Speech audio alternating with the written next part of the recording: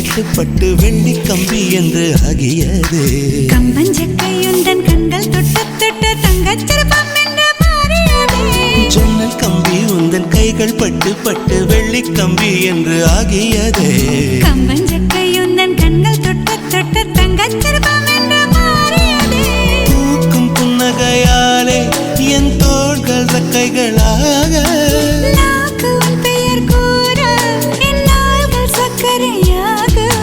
தலை கீழ் தடுமாற்றம் தந்தாய் என்னில் என் கால்வெண்ணில். நான் பறிந்து வைத்து சூரியன் ஒளிருகின்றது.